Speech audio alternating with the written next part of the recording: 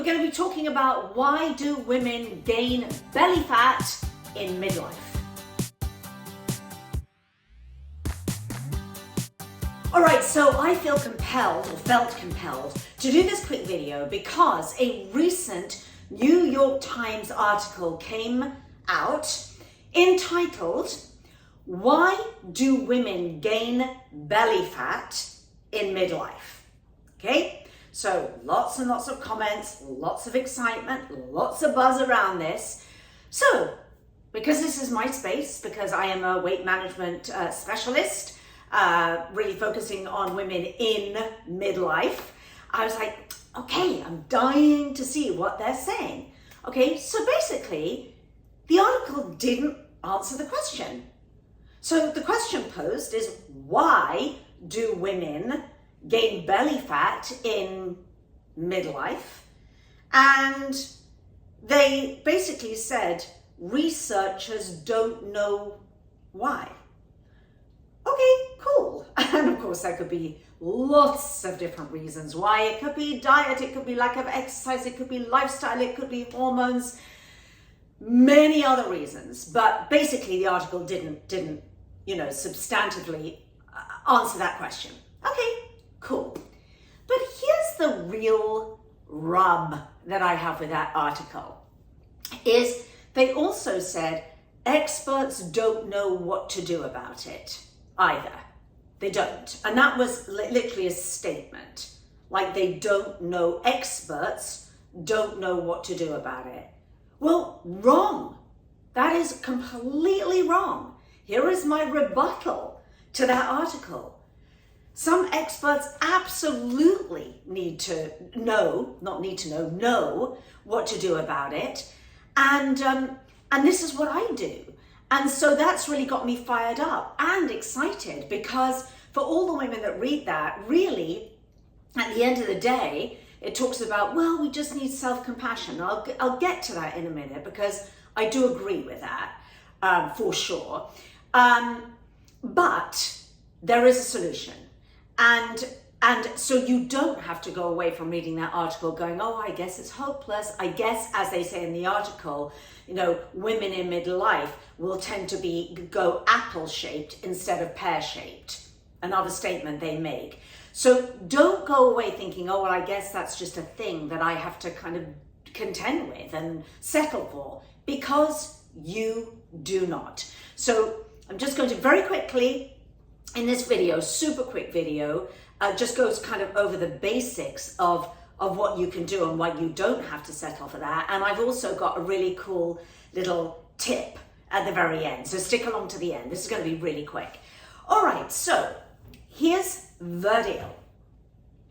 I work with women who lose a significant amount of inches off their waist circumference after only 14 weeks.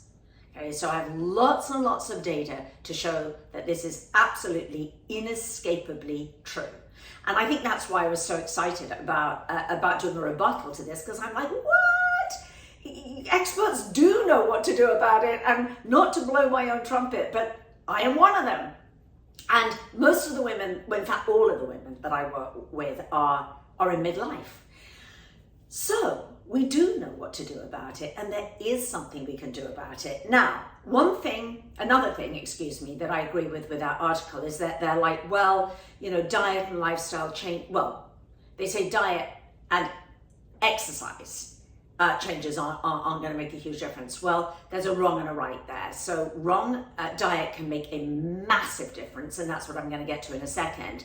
Exercise, I believe that you cannot exercise belly fat off your body. I really don't think you can. I think exercise, as it says in the article, is never a bad thing for reducing insulin insensitivity, for dealing as part of the protocol that I give for dealing with type 2 diabetes. It's part of the healing protocol and the weight loss protocol that I laid down, but it's not the thing. So the thing most definitely is what you eat. What you eat, not counting calories or cutting back on calories or measuring your food or tracking your points, none of that business, but changing what you eat. And there's a lot more detail in there as well about when you eat and kind of how you eat it. But I can't get into that, and I'm not going to get into that in this particular video. But what I am going to say in rebuttal to that article is what you eat can make a massive difference. And it's not just my opinion as an expert, because obviously I have a lot of opinions, and I do try to keep my opinions out of things because I try to follow the science, the human science, a meta-analysis of all available science to bring you true evidence-based science. So to that end, I put a bunch of science, a bunch of PubMed peer-reviewed articles in the description to this video, just in case there's any like, well, are you sure, right? I know, right? You know, I need to see the facts or the science. Well, it's there. So please avail yourself of those articles. But in short, eating a whole food plant-based diet has been shown, as is witnessed in those studies, should you wish to read them. It absolutely, unequivocally has been shown to help with reducing belly fat, waist circumference. In most of the, obviously in all of these scientific literature, they don't call it belly fat, they call it waist circumference. Now, obviously, if there's a little, some women get confused because they're like, what, like sort of belly fat? Well, you know, if you've had children, you're going to have some skin and something going on there, right? But we're talking about visceral fat, which is the dangerous fat, which gathers in the midsection and can have women in midlife and beyond looking kind of like they're pregnant. It kind of starts here, just under the breast, and it really accumulates out here with this sort of pregnant look. And that very often can be the dangerous fat, which is visceral fat, but it can also be subcutaneous fat as well, which sort of, you know, gathers all the way around. And that's really what we want to address. And that absolutely can be addressed and significantly improved. And I mean significantly improved with a whole food plant-based diet. Now, there are a lot of mechanisms why it can be improved. And again, you know, if you want to dig into the science, go and read some of those articles that I've popped in the description below. But one of the things that I really want to point your attention to is something called short chain fatty acids. And this is really where we start looking at your gut microbiota, your gut health. And when you ingest whole plant-based foods, they can only produce through ingesting fiber and fruit and plant, you know, fibers from the plant-based kingdom. Then your gut microbes create these compounds called short-chain fatty acids. And they do so many different wonderful things, short-chain fatty acids, which including appetite suppression, including increasing thermogenesis, increasing your metabolism, your postprandial burn after every meal that you eat. And you know, when you take all of these different things into account, what I can confidently say is that it will help you to reduce your midsection, your belly fat and your midsection gain, to adopt a whole food plant-based diet. But there really is a right way and a wrong way to do it, because just by going, oh, I'm going plant-based and oh, I'm going to go vegan, no, not a good idea. If that's all you're doing without a lot of other knowledge about how to do it.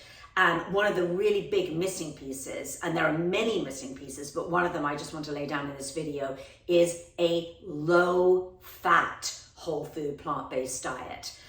Because you can go on Instagram, you can go on your feed, you can see all these vegan, plant-based videos and food videos and recipes videos using tons and tons of coconut oil and oils and olive oils and coconut sugar and blah, blah, blah. But an oil is an oil. Obviously, saturated fat is worse than an oil, but you know, fat is fat, oil is oil, and sugar is sugar. And both of those two ingredients are not going to help you on your weight loss journey or your journey of reducing your inches around your midsection, your waist. So really we are talking about a low-fat, whole food, plant-based diet. And this is what we can really get into, and I really get into showing my clients how to put all that together with best practices, because there's also best times of the day to eat. Intermittent fasting can come into it as well. So there's a lot of things as well. And each thing that we layer on only increases your chances of reducing belly fat, literally melting inches off your waist, and also decreasing insulin insensitivity, and reversing type 2 diabetes. All these things sort of tend to go together. So that's really what I wanted to say in rebuttal to that article today, because I was like, oh my gosh, women are going to go away, and it's like, well, nothing we can really do about it. We don't know why it happens. And despite, I think they say, all the ubiquitous marketing claims of things on the internet, researchers really don't know, or experts don't know what we can do. And yes, there is a lot of marketing nonsense, and you only have to stand at a checkout at a store to see every single magazine cover on a women's magazine, flat abs in 30 days, keto pills, keto this, some crazy piece of exercise equipment and all that. And obviously 99% of that is absolute nonsense. But let's keep it real. Let's keep it down to earth. Let's follow the science. Let's be sensible about this.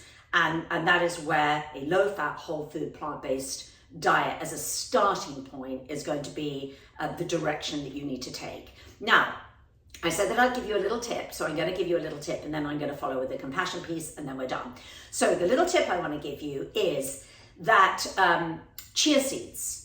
If you want one, I'm not a great one for giving little tips, because sometimes you can run away with a tip and it's like, oh my God, I'm just going to do that and everything's suddenly I'm going to lose my belly fat. Not true. However, there are various foods, and I just wanted to give you this one because it's an easy one and there's some good science that's been done on it, is if you consume 2 tablespoons of ground chia seeds, not whole chia seeds, they've got to be ground chia seeds every single day, you may see a reduction in your waist circumference and your belly fat. So there's a little easy thing to try. But remember, with any tips that are given, or the one food or the one thing, whatever, done in isolation isn't really going to make a difference. It's got to be part of a whole lifestyle change. Finally, in that article, the piece about compassion, that I agree with. And the author says, what we really need is compassion. But what she's talking about is compassion in, well, we've just got to settle with it and be compassionate and kind to ourselves and everything else. I don't agree we have to settle for it, because we don't. We do not. You do not have to settle for having a body and that growing midsection that you're not comfortable with, and in many cases may not be healthy. You do not have to settle for it. But having compassion for yourself is very, very important with any lifestyle changes where you're finding yourself going, look, it's really hard for me to make these changes. I've got these health issues, or a body that I feel uncomfortable, that I'm not enjoying living in, and I don't like myself. The worst thing you can ever do, and also being a mindset coach, and I've been coaching women for decades, the worst thing when you're trying to make any change is to approach yourself with any kind of, we call it blame, shame, or self-judgment. Because we're very quick to do that as women.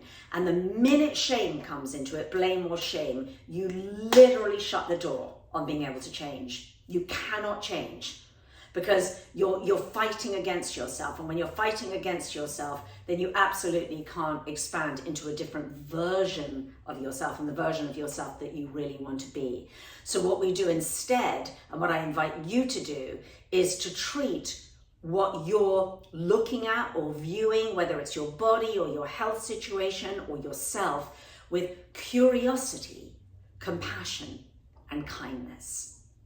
And curiosity is as important. Curiosity, compassion, and kindness to your body. And the curiosity piece is get curious. And the way that you can get curious is the way that I decided to get curious many, many years ago when I started on my journey of research before I wrote my first book, which is I became so curious. And I want to find out more and more and more and more, and really understanding how to read the science, because there's a lot of junk science out there, and really understanding how to do the research. But be curious, remain curious, don't take anything on face value. And above all, the thing that I most agree with in that article is have an enormous amount of compassion for yourself and kindness to yourself, because you don't know what you don't know. And when you know how to do something and you get educated and you're empowered with that education, then it's like, oh my gosh, now I can really make these changes. And it's so exciting. It's so empowering.